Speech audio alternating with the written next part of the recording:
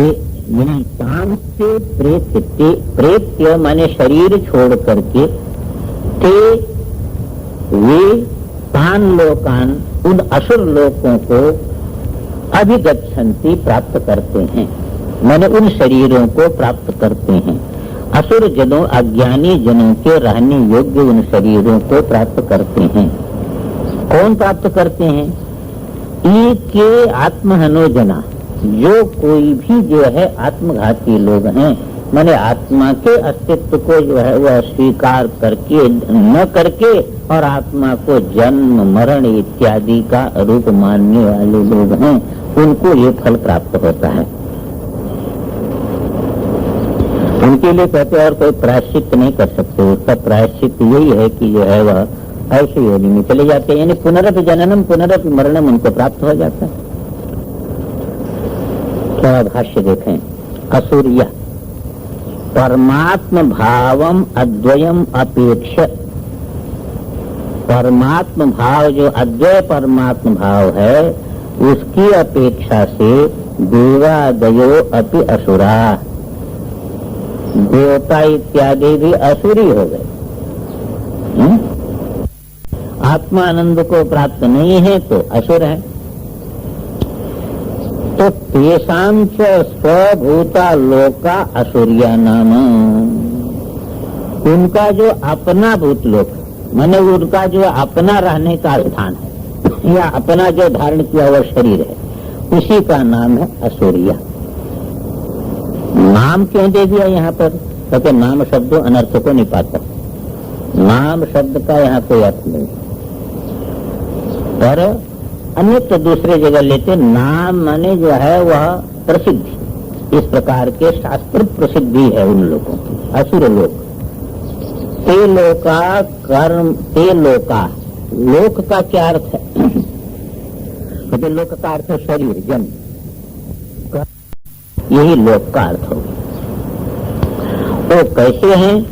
कहते अंधेन अदर्शात्मकेन अज्ञानेन तमसा आवृता आच्छादिता, अंधकार जो है दर्शन पर आवरण करता है। तो अदर्शनात्मक जो अज्ञान है, अज्ञानेन तमसा आवृता आच्छादिता, तम से जो है आच्छादित है। तान स्थावरांतान, वो शरीर वो कौन है? लोक, वो पशु से लेकर के स्थावर पर्यंत, मनुष्य से नीचे पशु से स्थावर पर्यंत जो लोग हैं, वृक्ष आदि बन जाए, उसको तान प्रेत्य त्यक्त्वा इमं देहम अभिगच्छन्ति, इस शरीर को देख कर जो है छोड़ करके उस शरीर को प्राप्त करते हैं। सब एक ही को प्राप्त करते हैं, कहते एक ही को नहीं, यथा कर्म यथा कृतम, जैसा कर्म है और जैसा उनका ज्ञान है उसी प्रकार के शरीर को प्राप्त करते हैं। तो देवता शरीर को भी प्राप्त करेंगे तो भी वह असुरी, असुर लोक हुई। तो देवता से लेकर के जो है वृक्ष पर्यंत के शरीर को प्राप्त करते हैं। तो शरीर सबको प्राप्त करना पड़ता है, तो इसी में से तो शरीर सभी प्राप्त करेंगे। कहते सभी नहीं, आत्मज्ञानी नहीं शरीर प्राप्त करेगा। आत्मज्ञानी जो है वह शरीर नहीं प्राप्त करता है। तस्य प्राणा, उसके प्राण का उत्क्रमण नहीं होता है। इसलिए कहा एकेच आत्महनः आत्मानं घ्नन्ति इति आत्महनः, जो आत्मा का जो को मारते हैं, नाश करते हैं, वो आत्महन हुई। खेचते जना, वो कौन है आत्मघाती लोग? ये अविद्वांसः, अविद्वान लोग हैं। अज्ञानी लोग आत्मघाती होते हैं क्योंकि वो आत्मा का निरंतर अपमान करते हैं। थोड़ा सा जो है वह थोड़ी टीका देख लें हम लोग। ते है ना, ते लोका, मूल में क्या है? ते लोका, असुरिया नाम ते लोका। ते का अर्थ क्या कर दिया इन्होंने? तत्शब्द यत शब्दार्थ। यहाँ तत्शब्द यत शब्द के अर्थ में है, माने ते का अर्थ क्या हो जाएगा? ई। ते का अर्थ हो गया ई। अब जो भाष्य में आया था यथा कर्म यथा श्रुतम, उसका अर्थ करते हैं इन यादृशम प्रतिषिद्धम विहितम व देवतादि ज्ञानम अनुष्ठितम स तद अनुरूपामेव योनिम प्राप्नोति इत्यर्थः। जिस पुरुष के द्वारा जिस प्रकार प्रसिद्ध या शास्त्र विहित कर्म और देवतादि ज्ञानम, देवता की उपासना, ये अनुष्ठितम अनुष्ठान किया गया है, तो इस प्रकार जिस प्रकार का अनुष्ठान किया गया है स तदनुरूपामेव योनिम प्राप्नोति, वो उसी के अनुरूप योनि को प्राप्त करता है। देवता बन जाता है अथवा पशु बन जाता है, राक्षस बन जाता है, इस प्रकार की योनि को प्राप्त कर लेता है। आत्महंतृत्वस्य उदर भेदिन प्रसिद्धि, कहते आत्महंता किसको कहते? आजकल आत्महंता बहुत लोग होते, मार विष खा लिया, तलवार से मार दिया, तलवार की जरूरत नहीं, आजकल तो गोली मार दिया। तो आत्महंतृत्व तो उदर भेदिन प्रसिद्ध है ना, पेट में मार दिया तलवार, उसमें प्रसिद्ध है। तो आपने अज्ञानी कैसे अर्थ कर दिया उसको? आत्महंतृत्वस्य उदर भेदिन प्रसिद्धे कथम अविद्वांस आत्महनः, अविद्वान का नाम आत्महन आपने कैसे कर दिया? तो उसी को कहते कथम ते आत्मानम नित्यम हिंसन्ति, कैसे वह अपने को नित्य जो है हिंसन करते हैं?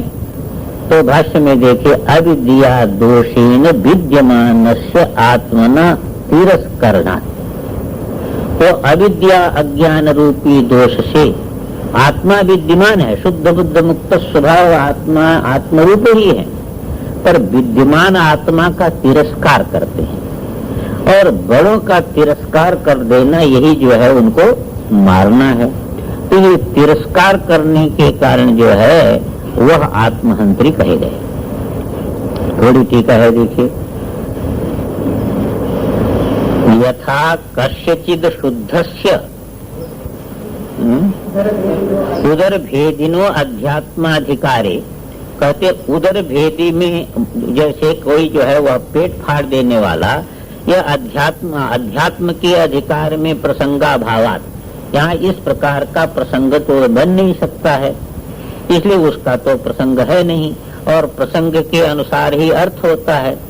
इसलिए अशुद्धत्वाध्यासेन तिरस्कार एव आत्महंतृत्वम इत्याह, जो आत्मा में अशुद्ध पाप विद्धत्त इत्यादि का अध्यास करके अपने आत्मस्वरूप का तिरस्कार करना, यही आत्महंतृत्व है। इसको भाष्यकार भगवान ने कह दिया, अविद्या दोषेण विद्यमानस्य आत्मनः तिरस्करणा।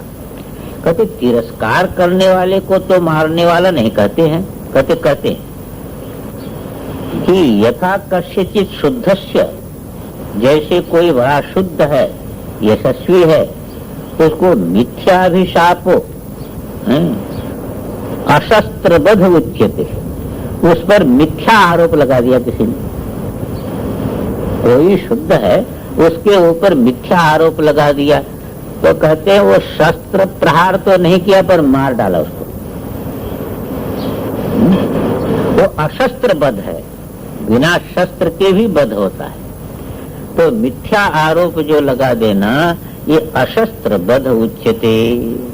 तद्वत् उसी प्रकार आत्मनि पापित्वाद्यध्यासोपि हिंसैव इत्यर्थ। आत्मा को पापी मानना, आत्मा को मरने वाला मानना, सुखी दुखी मानना, ये जो मानना है ये आत्मा की हिंसा ही है। तो इसको कहा आत्मनि पापित्वादि जो अध्यास है यह भी हिंसैव इत्यर्थ है। अजर अमरत्वादि लक्षणों अहम इति संवेदनम अभिधानम च यत् कार्यम तद हतस्य एव न दृश्यते इति हननम उपचर्यते। उसमें हनन का उपचार होता है। कैसे उपचार होता है? अजर अमरत्वादि लक्षण जो है वह मैं हूँ, ये संवेदन जो है और ये जो अभिधान है और उसका जो कार्य होना चाहिए, यत् कार्यम तद हतस्यैव, वो दिखाई नहीं देता। जो कहता मैं मर जाऊंगा, मैं पापी हूँ, तो फिर जो है जो इसका जो है वह स्वरूप भूत अजरत्व मरत्व आदि लक्षण अहम है, वह मरे हुए के समान हो जाता है। तो हतशिव न दृश्यते, हतशिव क्यों कहा, वो दिखाई नहीं देता है, इसलिए हननम उपचर्यते, उपचार से वहां पर हनन शब्द का प्रयोग करता है। उसी को कहा विद्यमानस्य आत्मनो यत् कार्यम फलम, विद्यमान आत्मा का जो फल है क्या, अजर अमरत्वादि संवेदन लक्षण। अनुभव कैसा होना चाहिए, मैं अजर हूँ, अमर हूँ, मैं व्यापक हूँ, ऐसा अनुभव होना चाहिए। तो ये जो फल है, ये इस प्रकार का ज्ञानात्मक फल है, संवेदन लक्षणम तद हतस्यैव तिरोभूतम भवति, वो ऐसा ढक जाता है कि जैसे मरी गया हो, जिंदे न हो। कहाँ मालूम होता है, आत्मा का शुद्धत्व, नित्यत्व, सर्वकर्तृत्व, सर्वज्ञत्व कहाँ चला गया, वो तो इसमें ढक ही गया। यही बड़ी भारी विलक्षणता है, यही उसका मारना है। तो ये जो अजरत्व अमरत्व आदि संवेदन लक्षण तद हतस्यैव तिरोभूतम भवति इति, ये जो है प्राकृत अविद्वांसो जना आत्महन उच्यन्ते। इसलिए जो सामान्य जो लोग अविद्वान हैं, जो अपने स्वरूप को नहीं जानते हैं, शास्त्र संस्कार से भी रहित हैं, उनको आत्मघाती का दिया। तेन ह्यात्म हनन दोषेण संसरति थे, वो आत्महनन दोष से ही वह पुनर्जन्म मृत्यु को प्राप्त करते हैं। थोड़ी सी टीका है, अस्य आत्मघात से प्रायश्चित विधान अदर्शनात्, इसका प्रायश्चित नहीं है, ये तो श्लोक है, ध्यान है किसी को, इसमें लिखा है सभी का प्रायश्चित है, स्वर्णस्ते इत्यादि के लिए प्रायश्चित है, पर आत्मा घातिनो पुंसा प्रायश्चित्तम न विद्यते, इसके लिए प्रायश्चित नहीं है, शास्त्र में कहा गया है। तो इसका फल भोगना पड़ता है, पुनरपि जननम पुनरपि मरणम। जितना दूसरा जो है चोरी इत्यादि जो पाप है, उसके लिए शास्त्र में जो है प्रायश्चित कहा गया है। गो हत्या हो गई, उसके लिए भी प्रायश्चित है। ऐसे भिन्न भिन्न प्रकार से किसी को मार दे दिए तो उसके लिए भी प्रायश्चित है, और आत्मघाती के लिए किसी प्रकार का प्रायश्चित नहीं है। उसी बात को टीकाकार कहते हैं, अस्य आत्मघातस्य प्रायश्चित विधान अदर्शनात्, प्रायश्चित विधान कहीं से शास्त्र में नहीं देखा जाता, इसलिए संसरण में फलम, और जन्म मरण के चक्र में पड़ना यही उसका फल है। इत्याह तेन ही आत्महनन दोषेण संसरन्ति ते। ओम पूर्णमदः कल अविद्वान की निंदा कर दी। शास्त्र में निंदा यदि किसी की करते हैं तो उसका निंदा में तात्पर्य नहीं है, उसका तात्पर्य स्तुति में, आत्मज्ञान की स्तुति में अविद्वान की निंदा है। अब आगे के मंत्र के विषय में भाष्य में थोड़ा सा अवतरण है, जिसको आनंद गिरी लिखते हैं कि उत्तर मंत्रम अवतारेत, अगला मंत्र कौन, यही अनेज देपन, इसका अवतरण देते हैं भाष्यकार भगवान कि यस्य आत्मनो हननाद अविद्वांस संसरति तद विपर्येण विद्वांसो जना मुच्यन्ते ते न आत्महनः तत् ईदृशम् आत्मतत्त्वम् इत्युच्यते।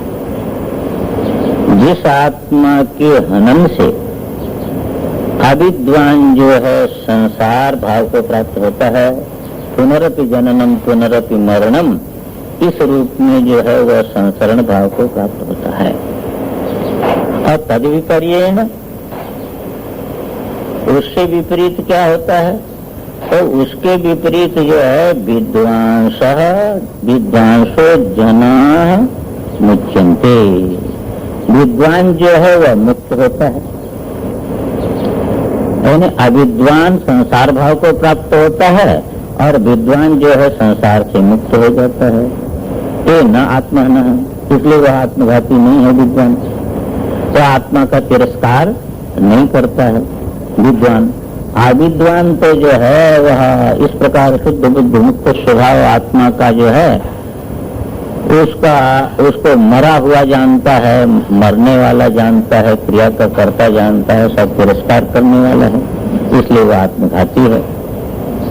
प्रश्न यह है कि कीदृशम आत्म तत्व मुक्ति, तो आत्म तत्व है कैसा कि जिसके ज्ञान का इतना विलक्षण फल है और जिसके अज्ञान से संसार में पुनरपि जननम पुनरपि मरणम लगा रहता है। ये अवतरण भाष्यकार भगवान ने दिया।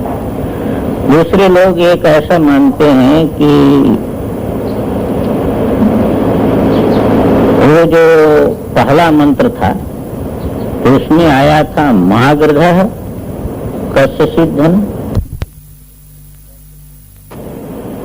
तो संसार की जो गर्धा करता है, संसार के जो लालच करता है, उसको ऐसा भय उत्पन्न होता है कि असुरिया नाम ते लोका अंधेन तमसा वृता। क्योंकि संसार की गर्धा करता है, संसार का जब लालच करता है तो इसका मतलब जो है वह आत्म तत्व जो है वह आत्म तत्व का तिरस्कार करता है। तो आत्म तत्व का तिरस्कार करके और संसार के धन की इच्छा करता है, तो असुरिया नाम ते लोका करके उसकी संसार गति कह दी। तो उतने भाग का जो है विवरण है तीसरा मंत्र। और ये मंत्र जो है वह चौथा मंत्र जो है वह जो ईशा कहा था ना, वह ईशा ईट शब्द का तृतीयांत था ईशा, ईशावासी विदग्धुम सर्वम। अब जो ईश कह दिया वहां पर, उस ईश्वर का लक्षण क्या है? जिस ईश्वर को कहा कि उसके द्वारा संपूर्ण जगत को आच्छादित करना चाहिए, उस ईश्वर के अस्तित्व में क्या प्रमाण है, उसका लक्षण क्या है? तो लक्षण उसका जानना चाहिए, तभी उसकी सिद्धि होगी। तो उसका लक्षण यहाँ पर बताते हैं भाष्यकार। ये अवतरण जो है वह शंकरानंद जी ने लिया है और भाष्यकार भगवान ने अवतरण लिया कि विद्वान अविद्वान की निंदा किया, उसकी संसार गति बताई, क्योंकि ब्रह्म विद्या की स्तुति के लिए। और जिस जो है आत्मज्ञान को प्राप्त करके संसार से मुक्त हो जाता है, वह आत्मा कैसा है? अनिज देखम मनसो जवियो नई न देवा आत्मवन पूर्वमर्षत तद्धावतो ज्ञानत्ते तिष्ठत् तस्मिन्नपो मातरिष्वा दधाति।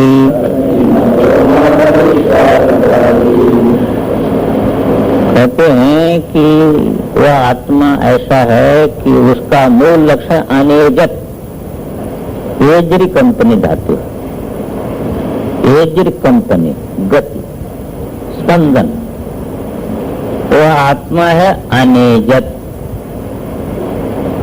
स्पंद रहित, अक्रिय। आत्मा का मुख्य लक्षण क्या हो गया कि वह अनेजत है। वह जो है वह किसी प्रकार का जो है वह गति से बिल्कुल अलग है, क्रिया से स्पंद से अलग है, एक रस है, किसी प्रकार का भेद उसमें नहीं है। इसको बताने के लिए कहा जाए एकम, अनिजत एक लक्षण बताया, गति से रहित, अक्रिय। जैसे इतने चित्र जो है वो दिखते हैं, दौड़ते हैं, पर पर्दा कैसा रहता है? उसमें गति नहीं है, उसमें स्पंदन नहीं होता। पर्दे में जो स्पंदन आ जाए तो चित्र नहीं दिखे। पर्दे में किसी प्रकार का स्पंदन नहीं होता है और उसके ऊपर सारे चित्र जितने हैं गतिशील होते हैं। ऐसे सारा का सारा जगत गतिशील अपने को दिखाई देता है। वो बड़ी तेजी से दौड़ रहा है, रील के समान तेजी से दौड़ रहा है। तो सारा जो है गतिशील जो है ये जगत दौड़ने पर भी इसका अधिष्ठानभूत जो तत्व है, जो आत्म तत्व है, वो अनेजत, वो हिले नहीं अभी तक। अनंत विश्व अनंत काल से दिखाई दे रहे हैं पर उसमें स्पंदन हुआ ही नहीं, वो वैसे का विषय है। अच्छा, दूसरा वह भेद रहित है, इसके लिए कह दिया एकम। वो आत्म तत्व कैसा है? एक है। मैंने देहादि भेद जो दिखाई दे रहा है, इन भेदों का कोई प्रभाव इस पर नहीं। चित्रगत जितने भी भेद हैं उसका पर्दे के ऊपर कोई प्रभाव नहीं, पर्दा एक ही है। चित्र तो अनेक और रोज के रोज बदलते रहते हैं, प्रतिदिन के दिन बदलते रहते हैं, इसलिए वह भेद वाले भी हैं और प्रतिदिन बदलने वाले हैं। पर उनका अधिष्ठान भूत जो आत्म तत्व है वह कैसा है? एकम, देहादि भेद से शून्य है। तो क्रिया से भी शून्य है और देहादि भेद से भी शून्य है। वैसे पर्दा क्रिया से भी जो है वह शून्य है और तद भेदों से भी शून्य है, वह एक है। इसी प्रकार वह आत्मा है। ये तो निर्विशेष रूप उसका बता दिया, पर सविशेष रूप जितने भी दिखाई दे रहे हैं वो सविशेष रूप भी उससे भिन्न तो है नहीं, सविशेष रूप भी उससे भिन्न नहीं। उनको भी सत्ता वही दे रहा है और उनको भी शक्ति वही दे रहा है, आत्म तत्व ही। इसलिए सविशेष रूप में जब हम उसको देखते हैं तो फिर कैसा है? मनसो जवीयो, तो मन से भी जो है जवीय है। जू धातु है, जू जू गतव धातु है। जूत गतव धातु से जो है वह उससे जव बना लीजिए, क्योंकि वो है ना उकारांत है, तो उससे जो है वह क्या प्रत्यय हो जाता? अप होता है शायद, तो जवह बन जाएगा, जवह। तो घय न होकर के उसको वह जू से जो है अप्रत्यय होकर के जव बनता है, जव। तो जव होता है और जव अस्यास्ति जववत, पहले बना लीजिए जव शब्द और जव अस्यास्ति जववत, जव वाला। और उसके बाद अतिशयन जववत ईशुन हो जाएगा। अतिशयन जववत जो हम करेंगे तो क्या होगा? ईशुन प्रत्यय हो जाएगा। तो अतिशयन जववत जवीय ईशुन हो जाएगा, विन मतोर लुक हो जाएगा, है इसलिए मतो जो मतो था उसका लुक हो गया, तो जवीय बन गया। तो इस प्रकार जू गतो धातु से जव बनाइए और जव अस्यास्ति जववत और अतिशयन जववत जवीय, ईशुन प्रत्यय कर दीजिए और विन मतोर लुक कर दीजिए। इस प्रकार जो है जवीय बन जाएगा। तो उसका अर्थ क्या हो जाएगा? अत्यंत वेग वाला। उसका अर्थ हो जाएगा अत्यंत वेग वाला है। तो मनसः अपि जैव, मन सबसे वेग वाला जो है इस जगत में देखा जाता है। मन से वेग वाला तो कुछ भी नहीं देखा जाता है। वो रैकेट पैकेट कितने भी लगावे पर मन के वेग से ज्यादा वेग उसमें नहीं हो सकता। और ये आत्मा कैसा है कि मनसो जवीय, ये मन से भी जो है वह वेग वाला है। इसमें दो प्रकार का तात्पर्य निकालते हैं। एक तात्पर्य निकालते हैं कि जो व्यापक वस्तु होती है उसको कितने भी वेग से आप दौड़ो तो जहां भी जाओगे वहां पहले रहता है, तो पहले पहुंचा हुआ है, वहां पहले पहुंचा हुआ है ना। कोई वेगवत चीज जाएगी तो वहां पहले पहुंचा हुआ है, तो उससे भी वेगवत कर रहे। दूसरी क्या है कि जितनी भी जो है गति शक्ति है, आगम के अनुसार जो हम देखते हैं तो ये सारी की सारी गति शक्ति माने प्राण शक्ति ज्ञान शक्ति दोनों आत्माश्रित है। तो दोनों आत्माश्रित होने के कारण जो है वो गति सारी की सारी किसकी है? वो आत्मा से है गति। इसी को केनोपनिषद में साफ करेंगे तो आत्मा से गति है। मन अपने में जैसे प्रकाश दिख रहा है बल्ब में, तो बल्ब प्रकाश बल्ब का नहीं है। ये गति जो है जो पंखे में दिख रही है ये पंखे की नहीं है, विद्युत की है। तो विद्युत की होकर के जो है यहाँ पर अभिव्यक्त हो रही है। ऐसे जितनी भी गति है तो वो गति जो है वो आत्मसत्ता के कारण है। तो आत्मसत्ता से गति लेकर के तो मन इतना गतिवान जब हो रहा है तो वह मन से भी जवीय, मन से भी वेगवत। कहते मन से भी जो है वह वेगवत है। तो बहुत चीज ऐसी है कि मन से खाली आप नहीं जान सकते हैं। तो नेत्र रहे तो जान लेंगे, रूप है तो खाली मन से कैसे जानेंगे? मन तो सामान्य है ना। नेत्र से जाना हुआ जो रूप है उस रूप को मन भले ही मनन कर ले, पर मन केवल रूप को नहीं जान सकता है। क्योंकि जिसको नेत्र नहीं है उसको मन में रूप का भान हो सकता है? नहीं हो सकता। कैसे कल्पना करेगा? जिसको देखे नहीं उसकी कल्पना कैसे करेगा? अनुमान नहीं कर सकता।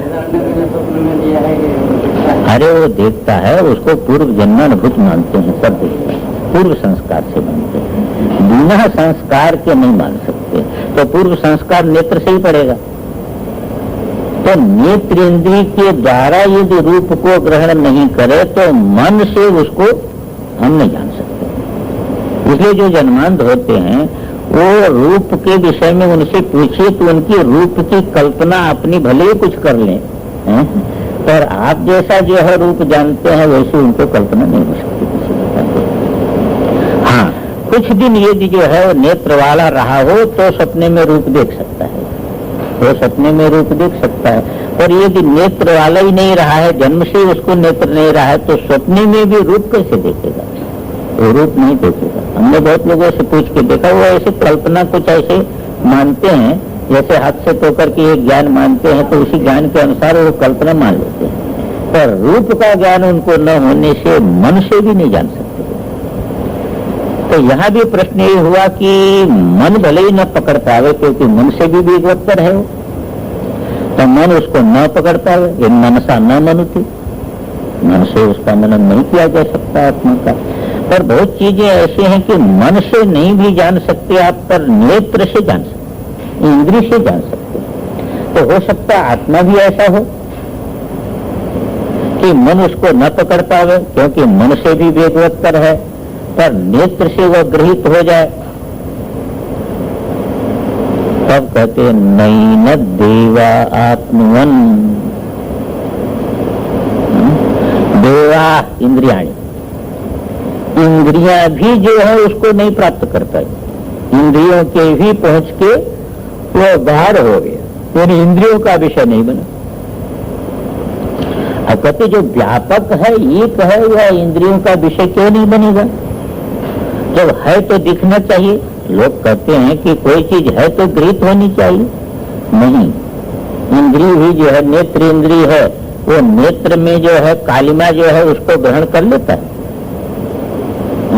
नेत्र की अंजन को नेत्र ग्रहण कर लेता है, अत्यंत सामीप्य में नहीं गृहित होता। तो आत्मा तो उसके अंतर है, आत्मा जितना सामीप्य और किसी का है ही नहीं। तो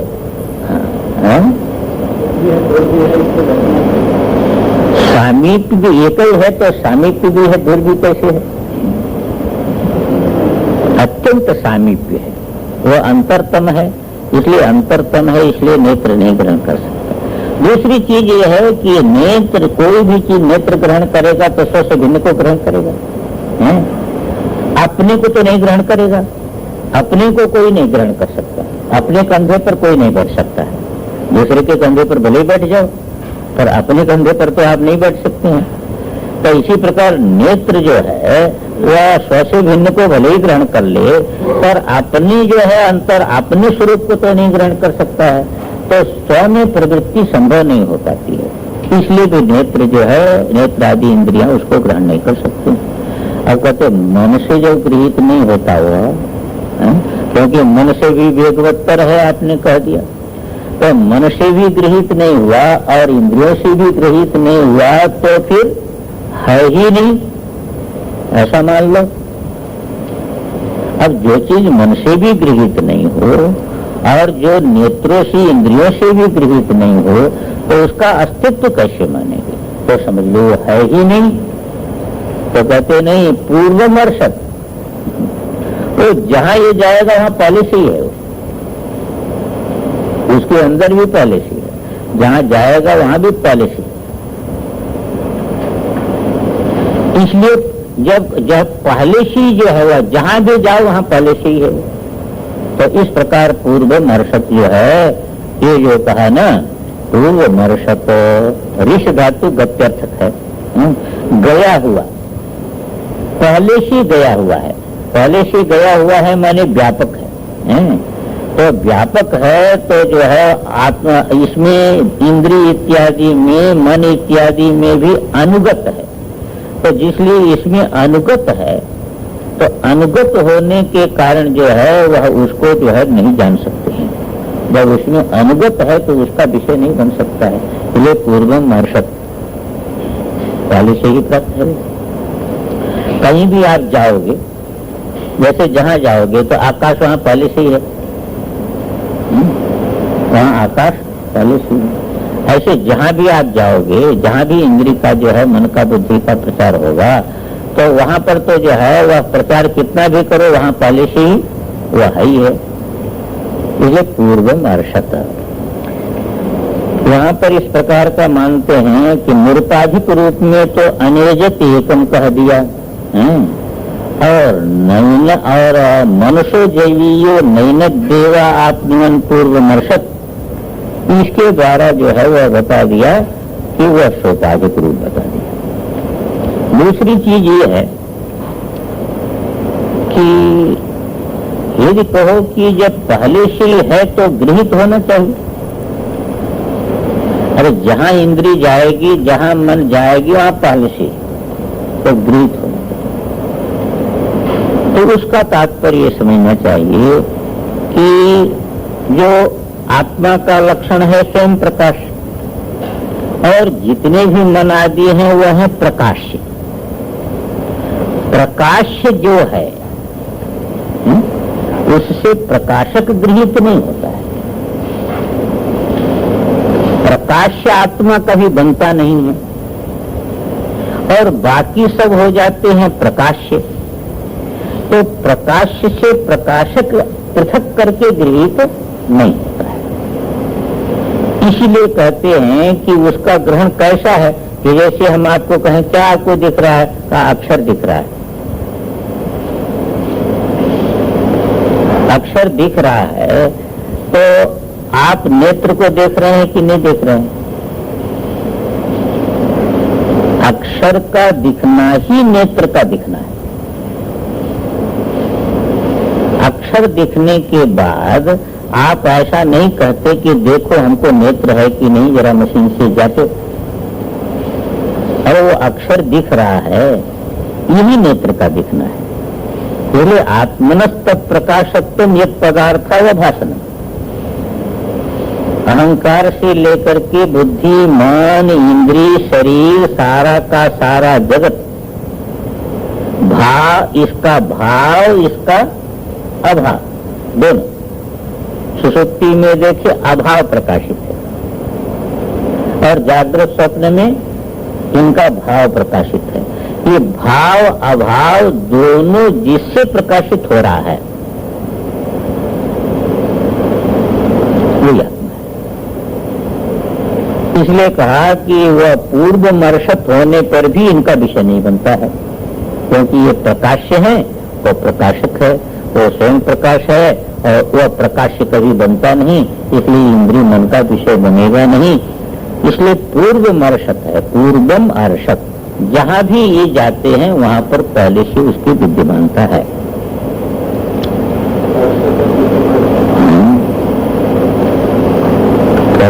कि जब फिर तो उसको जो है वह आजकल तो रैकेट इत्यादि सब चीज निकली है, तो इससे जो है पकड़ ले, बड़ी बेग वाले रैकेट इत्यादि निकले हैं, तो इनके द्वारा आत्मा पकड़ में आ जाए।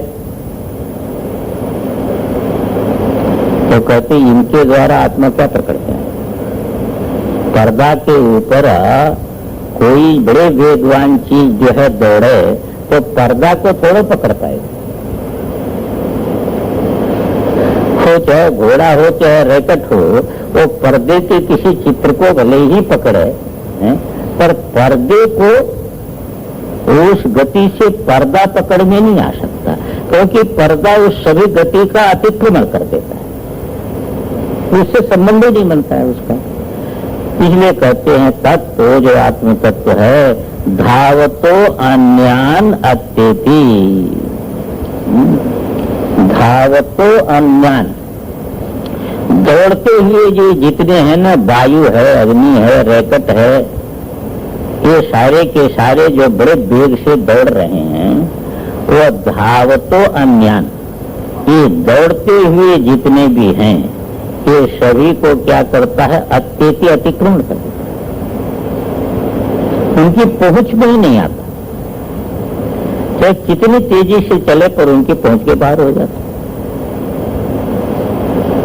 कहते फिर हो सकता है कि कोई बहुत तेज वाला हो, बहुत उनसे भी तेज चलने वाला हो, जैसे मनुष्य जब ये कहा उससे भी तेज वाला हो, तो इसलिए पकड़ में नहीं आता इनकी, क्योंकि तेज जो दौड़ वाला रहेगा वो आगे निकल जाएगा,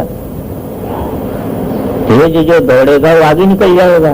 कि इनसे भी तेज दौड़ने वाला कोई हो सकता है? रैकेट से तेज दौड़ने वाला आत्मा पुस्तक वो तो स्पंदित हुआ तो होता ही नहीं है, वो दौड़ता वो तो वैसे का वैसे ही है, पर्दा वैसे का वैसे है, पर उस पर दौड़ने वाले कोई भी जो है रैकेट इत्यादि उसको स्पर्श नहीं कर सकते, उसको पकड़ नहीं सकते, वो तो अनियत है, वो तो तिष्ठत, वो वैसे का वैसे रहता है। रैकेट आदि में भी है ना, तो अब यदि कहो कि वहां भी है तो पकड़ में आना चाहिए, तो पकड़ में नहीं आ सकता, ये कल्पित है, वह अधिष्ठान है, वह पकड़ में नहीं आता। प्रतिष्ठित माने गति में अपूर्वक, गति नहीं करता, कोई गति करने वाला नहीं, बिना गति के ही इनका अतिक्रमण कर देता है, इनकी पहुंच से बाहर हो जाता है। जैसे पर्दा चित्र के सभी गतियों का अतिक्रमण कर देता है, उसको पकड़ नहीं पाती, कोई गति नहीं पकड़ता। अरे हो कैसे सकता है भाई, जैसा है वैसा सुनो, समझे ना, ऐसा जहाँ होगा वहां मैं वैसा बताऊंगा। यहाँ तो ये है कि तिष्ठत माने गतिम अकुर्वत, वो जो आत्मतत्व का विशेषण बनेगा। वह आत्मतत्व जो है स्वयं गति न करता हुआ भी सबके पहुंच के बाहर है। अब यदि आपने ऐसा कर दिया तो यहाँ मैंने जो है वो स्वयं अविक्रिय है, स्वयं अविक्रिय हो करके भी जो है अन्य जितने काल इत्यादि, बड़े गतिशाली काल इत्यादि हैं, और सब काल आदि का भी अतिक्रमण कर जाता, कोई काल आदि उसको स्पर्श नहीं कर सकता है। तो अन्यान से काल आदि सबको ले लीजिएगा, रैकेट भले ही मत लीजिए, उस समय की बात है, आज रैकेट भी ले सकते हैं। तो काल इत्यादि सबका अतिक्रमण, ये गतिशील है, इनका अतिक्रमण कर देता है। तत्व माने तद आत्म तत्व धावतो अन्यान, बड़े वेग से जो है दौड़ते हुए दूसरों को, काल आदियों को अत्येति अतिक्रमण कर देता है, उनके पहुंच के बाहर हो जाता है, पर रहता है स्वयं कैसे रहता है? तिष्ठत अकृत, स्वयं कोई गति न करके भी उनका अतिक्रमण कर देता है। कभी भी ऐसा यदि आत्मा है कोई, क्योंकि मन आदि के पहुंच के बाहर है, और जितना भी अपने लोगों को ज्ञान होता है वह जो है मन आदि के आधार पर ही होता है, तो है इसको कैसे माने? कहते विद्युत है, इसको कैसे मानते हैं? ये पंखा चल रहा है इसलिए विद्युत है, जो बल्ब जल रहा है इसलिए। तो हिरण्यगर्भ से लेकर के चीटी पर्यंत सारे के सारे दौड़ रहे हैं, इसलिए आत्मा है, इसलिए आत्मा है। हिरण्यगर्भ जो है वह सारे जो है व्यक्तियों के कर्म संस्कार को अपने अंदर लेकर के और फिर विभाग पूर्वक सबको प्रकट कर देता है। ये जो है इस प्रकार की जो सृष्टि हो रही है और ये सारे का जो है कर्म संस्कार धारित हो रहा है, जैसा जैसा जिसका कर्म है उसी के अनुसार शरीर मिल रहा है, उसी के अनुसार उसको फल भोग हो रहा है। इसका मतलब ये है कि वह परमात्म विद्युत है, उसके बिना नहीं ढांचा चल सकता है। ये सारा जगत को जो है वो चलाने वाला है। इसी बात को कहते तस्मिन् अपो मातरिष्वा दधाति। तस्मिन् सति, उस आत्मा के होने से ही, वो आत्मा के परमात्मा के होने से ही मातरिष्वा अपो दधाति। मातरिष्वा, मातरि अंतरिक्षे अव्याकृते श्वेति गच्छति इति मातरिष्वा, तो ओश्विगत धातु। मातरि माने अंतरिक्षे या अव्याकृते, श्वेति गच्छति इति मातरिष्वा। सूत्रात्मा वायु हिरण्यगर्भ, ये जो हिरण्यगर्भ है तस्मिन् सति, उस परमात्मा के होने से ही अपो दधाति। ये विभिन्न प्रकार के जो जीव हैं, वो जो जीव हैं वो संपूर्ण जीवों के जितने कर्म हैं संस्कार हैं तद लक्षण जो अप है, उसी का नाम यहाँ अप है। उसको दधाति, उसको जो है धारण करता है, विभाग करता है, तत्त विभाग पूर्वक जो है उसको प्रकट करता है। इसलिए तस्मिन् सति माने उसी से सत्ता प्राप्त कर रहा है ना, ज्ञान क्रिया जो है उसी से सत्ता प्राप्त कर रही है। उसमें आया ना, इसमें आपको आएगा बृहदारण्यक में आएगा कि वायुर्वा गौतम तत्सूत्रम वायुना वा सर्वम संदृप्तम। तो वायु के द्वारा जो है सर्व संदृप्तानि भूतानि सर्वाणि, सर्वी भूत जो है उसी से धारित है। तो उस परमात्मा से ही, सूत्रात्मा से ही सारे के सारे भूत धारित है। हम लोक है परस्य, यह लोक भी धारित है और परलोक भी धारित है। तो इस प्रकार जो है वह कहा तस्मिन् सति, उस आत्म तत्व के होने से ही मातरिष्वा माने हिरण्यगर्भ जो है ज्ञान क्रिया शक्तिमान जो हिरण्यगर्भ वायु सूत्रात्मा वह अप दधाति। वो अपलक्षण जो है संपूर्ण जीवों के जो कर्म संस्कार है उसको धारित